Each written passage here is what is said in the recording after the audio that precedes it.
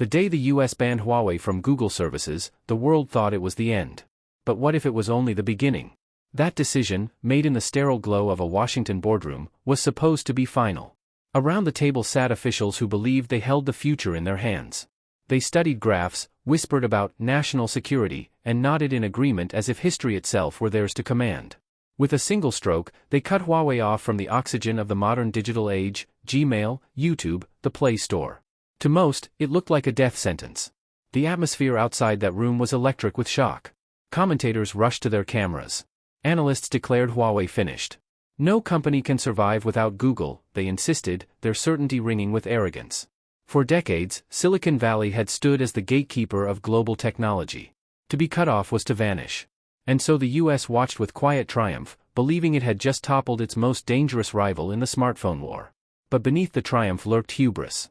Because while Washington celebrated, Huawei's fate was not sealed. Far from it. Across the ocean, in quiet offices and late-night labs, another story was unfolding. One not written in English, not told through press releases, but whispered in the language of persistence and coded into lines of software. A story born not of monopoly, but of resilience. The sanctions meant to bury Huawei may have just lit the fuse of its biggest revolution yet. And revolutions rarely announce themselves with fanfare. They begin in silence, in determination, in the steady refusal to accept defeat. The men and women inside Huawei knew the odds, felt the weight of the world doubting them, and yet chose to fight anyway. What Huawei revealed next shocked even its harshest critics. To understand the magnitude of what Huawei faced, you have to step inside the life of an ordinary smartphone user. Imagine picking up your device and discovering that Gmail has vanished. You tap again, but there is no YouTube, no Maps, no Play Store. The apps that defined everyday digital life, the ones people from Lagos to Los Angeles rely on, are suddenly gone. That was the world Huawei's customers were thrust into when the United States cut the company off from Google. It was not just a technical blow, it was a strike at the very heart of modern existence. For Huawei, the consequences were immediate and brutal. Their global smartphones had been powered by Google's ecosystem, just like nearly every other Android manufacturer. Without it, international consumers hesitated. Why buy a phone that couldn't stream your favorite videos, check your email, or download the apps that made your life work? Reviewers declared the devices crippled. Retailers warned of collapse. Competitors circled like vultures, ready to claim Huawei's hard-earned share of the global market. And that was exactly the point. The United States didn't just want to inconvenience Huawei, it wanted to cripple its competitiveness. By cutting off access to Google's services, Washington aimed to remind the world that tech supremacy was still an American monopoly. The message was clear: no matter how far a foreign company rose, the US could still pull the plug. It was a demonstration of raw power, a reminder that the gates of the digital economy were guarded in Silicon Valley.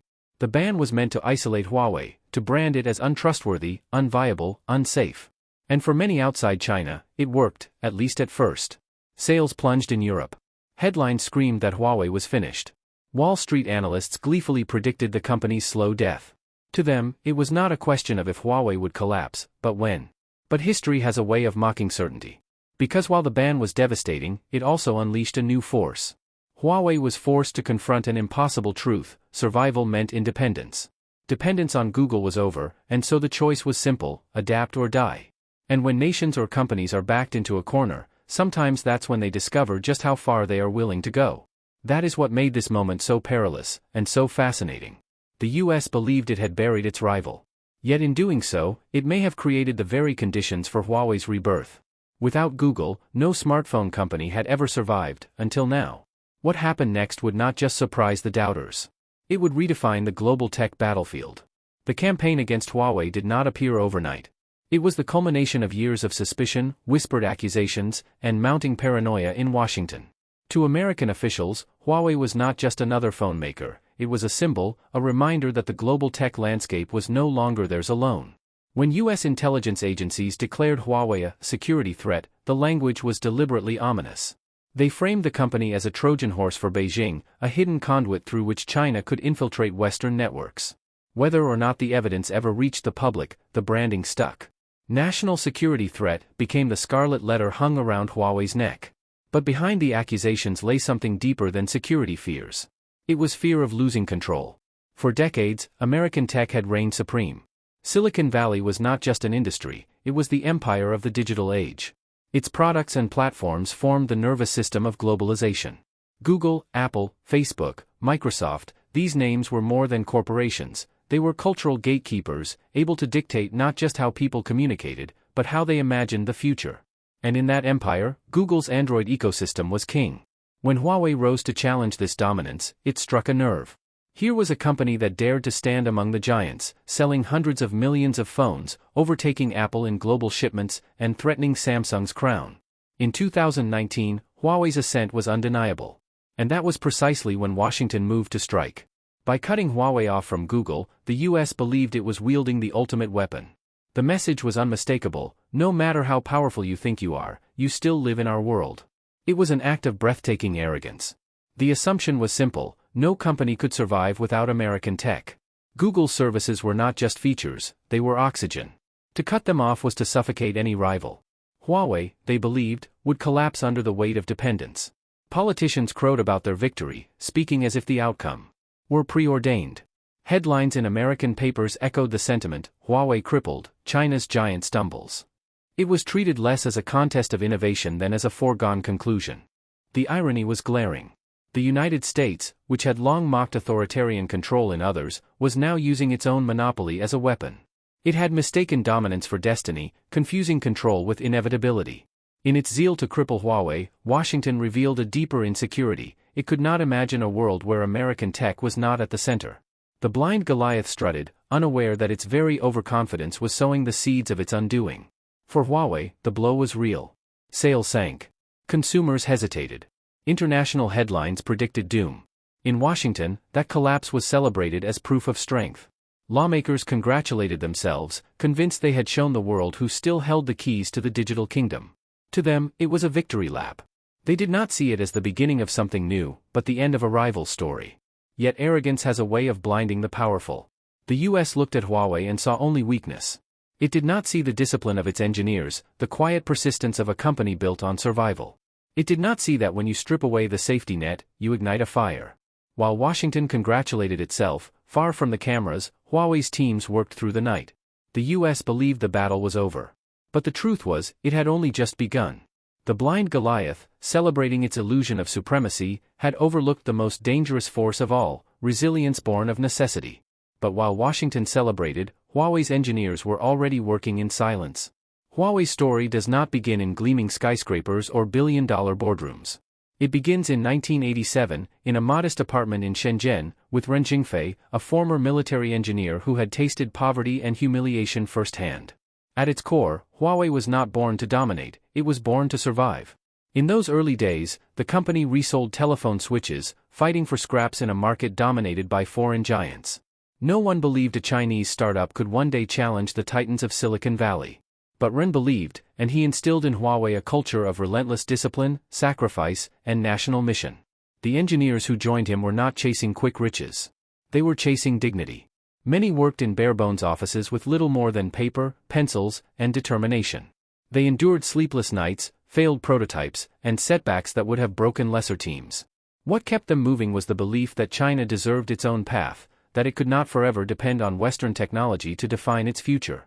Each late night in the lab, each experiment that inched closer to success, was a quiet act of defiance against those who said, "You will never catch up." That spirit of persistence became Huawei's DNA. When US sanctions cut off access to Google, the world expected collapse. But inside Huawei, the response was not despair, it was resolve. Teams of engineers doubled down on research and development. Software specialists worked long nights, fueled by instant noodles and sheer determination, sketching the outlines of what would become HarmonyOS. This was not just an operating system, it was Huawei's declaration of independence. HarmonyOS was built from the ground up, designed to power not just phones, but watches, TVs, cars, and even industrial systems. While Washington framed Huawei as crippled, the company's engineers envisioned something bigger, an ecosystem free of American control. Alongside it, Huawei built Huawei Mobile Services, HMS, and the AppGallery, an alternative to Google Play. Every app added, every line of code refined, was a brick in the wall of resilience. The sacrifices were immense. Engineers often slept in their offices, waking to the glow of computer screens and the hum of servers. Families saw loved ones less, as fathers, mothers, sons, and daughters poured themselves into the mission. It wasn't glamorous. There were no magazine covers, no flashy product launches at first. Just endless hours of testing, rewriting, and rebuilding. Yet within those sacrifices lay the power of a nation unwilling to be defined by someone else's rules. This was the contrast that defined the struggle. In Washington, arrogance convinced leaders that a single ban could end Huawei. In Shenzhen, humility fueled persistence. The US wielded its monopoly like a weapon, Huawei wielded patience like a sword. One side shouted about power. The other worked in silence, proving that resilience can be louder than arrogance. Bit by bit, the pieces came together. Developers partnered with Huawei, drawn into its ecosystem. Customers in China rallied, buying Huawei phones even without Google, driven by pride as much as practicality. HarmonyOS grew, not in the shadow of Android, but as a parallel vision of what technology could become when built outside Silicon Valley's gatekeeping. Huawei's journey became more than a business strategy. It became a national mission. In schools and on social media, young people spoke of Huawei with admiration, seeing in its struggle their own story, the story of being underestimated, dismissed, told, "You can't," only to rise higher than anyone expected. For immigrants and communities around the world long locked out of privilege, Huawei's rise resonated like a mirror. Dignity is not handed to you, it is earned through struggle. By the time the pieces of its new ecosystem were ready to show the world, Huawei had already accomplished what many thought impossible. It had not only survived without Google, it had built something that threatened to outgrow dependence entirely. And when Huawei unveiled its answer, the tech world gasped. The stage was set. In a world that had already written Huawei's obituary, the company stood ready to deliver its counterpunch. Under bright lights in Shenzhen, executives and engineers unveiled what many had dismissed as fantasy, Huawei's own ecosystem, complete with HarmonyOS, Huawei mobile services, and the AppGallery. It wasn't a quiet press release or a cautious beta. It was a declaration, spoken with the calm confidence of a company that had been forged in fire. The reaction was instant and divided. In China, the atmosphere was electric. Crowds of journalists snapped photos, while millions tuned in online to watch the moment unfold. Social media buzzed with anticipation. To the Chinese public, this was not just a product launch, it was a national rebirth. Pride radiated from every corner of the country. People posted selfies with Huawei devices, captioned with phrases like, "No Google, no problem." To them, Huawei had become more than a tech brand, it was a symbol of resilience, a rallying point for a people long underestimated. But across the Pacific, skepticism reigned. Western media outlets were quick to scoff. Analysts dismissed the announcement as too little, too late. Headlines rolled in, "Huawei can't replace Google, HarmonyOS is a pipe dream, no one can survive without the Play Store." Tech commentators mocked the idea of users abandoning Gmail or YouTube.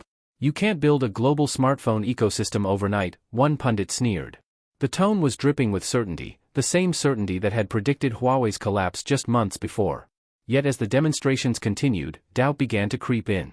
Huawei's engineers showcased features that mirrored, and sometimes even exceeded, Google's services.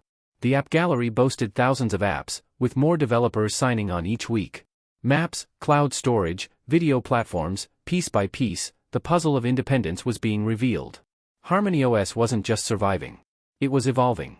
The tension was palpable. For every Western critic who called the system a knockoff, there was a Chinese user celebrating its speed and stability.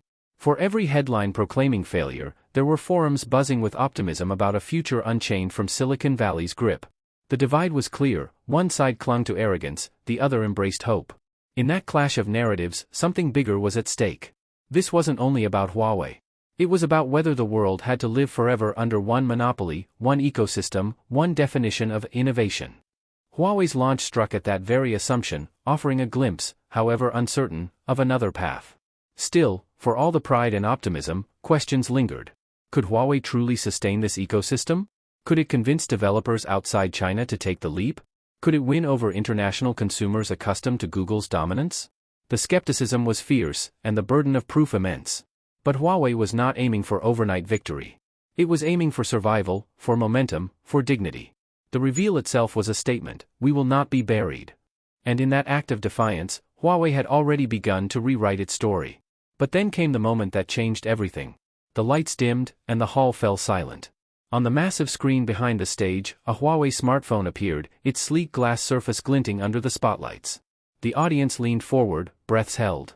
This was the moment skeptics had insisted would never come, the moment when Huawei would prove, or fail to prove, that it could stand without Google. The executive on stage lifted the phone and powered it on. The familiar Google logo, the Play Store icon, the Gmail interface, none of them appeared. Instead, a new world unfolded before the audience's eyes. At the center was HarmonyOS, fluid and fast, its home screen alive with vibrant colors and icons that were at once familiar and foreign. It wasn't a clone of Android. It wasn't a clumsy workaround. It was something Huawei had crafted in-house, from the ground up. Applause rippled through the room, cautious at first, then swelling louder as the demonstration began. The executive swiped smoothly through apps, each one opening without hesitation. The phone connected seamlessly to Huawei mobile services. Emails synced. Video streamed. Maps loaded. The AppGallery opened, revealing a marketplace that just months earlier had been dismissed as empty. Now it brimmed with apps, banking services, social platforms, ride-hailing tools, games. It wasn't as large as Google's Play Store, but it was alive, growing, and functional. On the screen, the demo shifted into technical mode. Slides outlined Huawei's partnerships with local developers across Asia, Africa, and Europe. The company had signed thousands of agreements, incentivizing app creators to build directly for its platform. Popular apps had been ported, and new tools allowed developers to convert Android apps for HarmonyOS in days, not months. It was a revelation. Huawei had created not just a phone operating system, but a thriving developer ecosystem designed to bypass dependence on the West. Then came the features. The executive highlighted Huawei's AI-powered assistant, more conversational and localized than competitors. The phone demonstrated real-time language translation between Mandarin, English, and Arabic, earning gasps from the crowd. The camera app, powered by machine learning, adjusted instantly to lighting and angles, producing photographs that rivaled any iPhone or Pixel. Cloud storage integrated seamlessly with other Huawei devices, from tablets to smart TVs. HarmonyOS wasn't just an alternative, it was an ecosystem spreading its roots across multiple industries. The audience inside China erupted with cheers, waving flags and shouting slogans of pride. To them, this wasn't just about technology, it was about dignity. The US had tried to strangle Huawei, and here was proof that it had failed.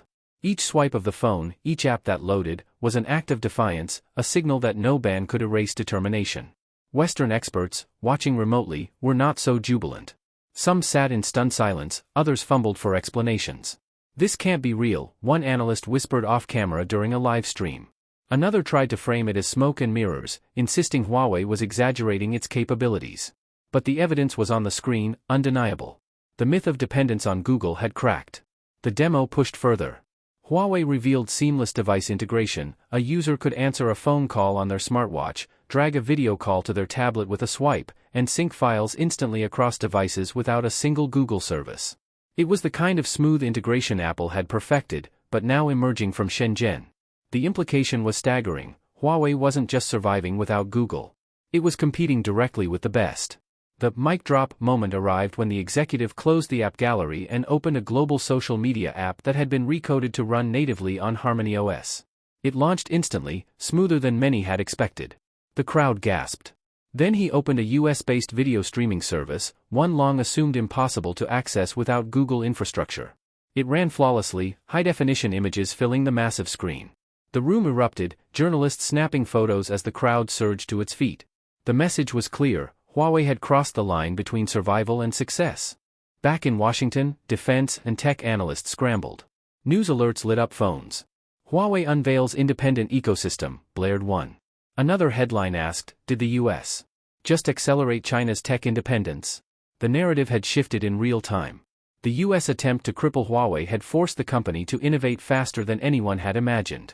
Instead of a crippled rival, America now faced a rejuvenated competitor, armed with a homegrown platform spreading across Asia, Africa, and beyond. The triumph in Shenzhen was not arrogance, it was quiet confidence. Huawei executives did not taunt their rivals. They simply let the devices speak for themselves. The audience could feel it. A global tech revolution had just been born, not in Silicon Valley, but in China. As the event ended, reporters rushed to file stories, and videos of the demo flooded the internet. Clips of HarmonyOS running smoothly without Google spread across social media. On TikTok, creators added dramatic music to the reveal. On Twitter, hashtags like #HuaweiRising and #BuyGoogle trended worldwide. On Chinese platforms, users proudly proclaimed, "We don't need Google anymore." In the crowd, students and workers alike shouted their support, recording the moment on their Huawei phones, knowing they would one day say they had witnessed history being made. This was more than a product launch. It was a declaration: survival had turned into triumph, and dependence had transformed into independence. The screens dimmed, the applause thundered, and the world realized the balance of tech power had shifted. By dawn, the internet would explode with disbelief and awe. By the time the sun rose over Shenzhen, the world had already changed. Clips of Huawei's demonstration flooded every corner of the internet. A video of HarmonyOS running smoothly without a single trace of Google hit 10 million views before breakfast. On Chinese social media, the mood was euphoric. Hashtags like #BuyGoogle and #Huawei Rising surged to the top of trending lists. Memes spread like wildfire. One showed a cartoon Huawei phone kicking a stumbling Google robot out the door, another compared HarmonyOS to a phoenix rising from ashes. The symbolism was too powerful to ignore. China's underdog had survived the fire and come out stronger. Young people, especially, turned the event into a cultural moment. TikTok-style videos showed users unboxing Huawei phones and defiantly proclaiming, "We don't need Google anymore." Music remixes layered the demonstration footage with triumphant beats. The narrative was clear: what was supposed to be a death sentence had become a source of national pride. In the West, however, the response was fractured and uneasy. Major newspapers scrambled to find the right angle. Some called it nothing more than propaganda, a staged performance meant to fool the world. Others, though, struck a different tone. Tech analysts reluctantly admitted the devices looked polished, the ecosystem functional, the ambition real. One op-ed captured the growing anxiety: if Huawei can thrive without Google, Silicon Valley's monopoly may be entering its twilight. Cable news split down the middle. Some anchors sneered, assuring viewers that Western innovation remained untouchable. Others, however, warned that dismissing Huawei now was dangerous. The skepticism was still there, but it no longer sounded certain. Doubt had crept in, and with it came a gnawing sense that a line had been crossed. Meanwhile, America's allies watched nervously. For years they had built their digital strategies on Google's backbone, confident in the strength of U.S. platforms. But now the question whispered in boardrooms and parliaments was unavoidable: what if dependence on Google was a vulnerability, not a strength? In Europe, regulators quietly pointed out that Huawei's independence might offer leverage against American tech giants. In Africa, governments that had long relied on Huawei's infrastructure began to see an opportunity for deeper partnerships. The balance of global trust was shifting, and everyone could feel it. Inside Washington, the mood was somber. Officials who had once gloated over Huawei's crippling now faced uncomfortable questions. Had sanctions backfired? Had the U.S. not only failed to bury Huawei but actually accelerated its independence? The irony was bitter: in trying to end a rival, America had perhaps created one of the most formidable competitors the tech world had ever seen. Google itself remained conspicuously silent. Executives avoided the cameras, offering only brief statements about their ongoing commitment to innovation. Yet the silence spoke louder than words. For the first time in decades, the company that had dominated global software looked vulnerable. Its monopoly was no longer absolute. The idea that Google was unavoidable had been shattered on a stage in Shenzhen. The shockwaves rippled far beyond the world of technology. On social media, ordinary users debated fiercely: would they switch to Huawei if given the chance? Could HarmonyOS spread globally, or would it remain a regional phenomenon? On podcasts and YouTube channels, commentators argued about whether the age of American tech dominance was finally cracking. And in classrooms and coffee shops, young people began to see Huawei not just as a brand, but as proof that even the mightiest monopolies could be challenged. The triumph of Huawei was undeniable, but beneath the celebration lay a deeper, quieter revelation. This was no longer simply about apps, phones, or operating systems. It was about control: who defined the future, who wrote the rules, who decided what was possible. Huawei had shown that survival outside the American sphere was not only possible, but perhaps inevitable. The world buzzed with pride, panic, and disbelief. Yet through all the noise, one truth became clear. The story wasn't only about Huawei's rise. It was about something far more unsettling for the West. But the real story wasn't what Huawei gained, it was what Google just lost. When the noise of headlines and hashtags began to fade, what remained was not just a contest between two companies but a parable about power itself. The saga of Huawei under sanctions was more than a corporate drama, it was a mirror reflecting two opposing philosophies of strength. On one side stood the arrogance of monopoly, the belief that dominance is eternal and unquestionable. On the other stood the humility of persistence, the quiet certainty that even in the darkest hour, resilience can build its own light. For the United States, the strategy was simple: weaponize dependence. The ban on Google services was designed to prove a point: that no company, no matter how ambitious, could survive outside Silicon Valley's grip. It was an act of control, a reminder to the world that American platforms were the foundation upon which modern life rested. The illusion was seductive: so long as the US held the keys, no rival could ever rise. But arrogance is fragile. It blinds those who hold it, convincing them that power is permanent, that rivals are helpless, that the future is already written. That was the great mistake of Washington. It underestimated not just Huawei, but the force of necessity. When survival is on the line, pride gives way to persistence. And persistence, though slow and quiet, is far stronger than arrogance ever admits. Huawei's engineers embodied that truth. They were not celebrities. Their names rarely appeared in headlines. Yet their discipline and sacrifice carried the weight of a national mission. They worked through nights, endured failure after failure, and pushed forward with no guarantee of victory. What kept them going was not arrogance but duty, a belief that China's future could not be chained to another country's approval. They built HarmonyOS not as a luxury, but as an act of survival. They created AppGallery not to boast, but to endure. Their power was not loud, it was relentless. And so the hero of this story is not a corporation in the abstract, but the collective persistence of people who refuse to surrender. The villain is not a single nation, but the illusion that technology's throne belongs to one empire forever. The collapse of that illusion is what the world witnessed in Shenzhen. The lesson is clear: real power does not lie in control. Control can be taken away. It does not lie in monopolies. Monopolies eventually crumble. It does not lie in sanctions. Sanctions may wound, but they also force adaptation. Power lies in resilience, in the ability to bend without breaking, to endure setbacks and turn them into momentum. And resilience, once ignited, cannot be sanctioned. This is why Huawei's story resonates beyond borders. It speaks to immigrants who have been told they will never belong, to communities dismissed as too weak to rise, to nations written off as incapable of leading. It reminds us that survival itself can become triumph, that humility and persistence are weapons sharper than arrogance and control. In the end, the ban meant to bury Huawei became the spark of its transformation. And in that irony lies the moral of the tale: when you underestimate the resilience of the determined, you plant the seeds of your own undoing. The age of unchallenged monopoly is fading. What comes next will be uncertain, contested, unpredictable. But one truth is now etched into history.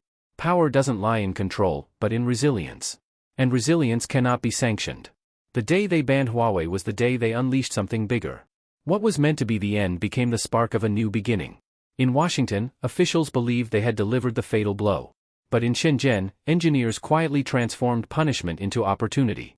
What once seemed like a death sentence turned into a declaration of independence. A company that had been dependent on Google now stands on its own 2 feet, carrying an entire ecosystem that no one thought possible. HarmonyOS, Huawei mobile services, and the AppGallery are not just apps or software, they are symbols. Symbols of persistence. Symbols of resilience. Symbols of what happens when arrogance underestimates humility. This is a historical turning point. For decades, the story was simple: American platforms controlled the world, and everyone else followed. But now that narrative is cracked. A new chapter is being written, and it is no longer clear who will define the future. What is clear is that the monopoly of yesterday is not guaranteed tomorrow. And that's why this moment matters to you.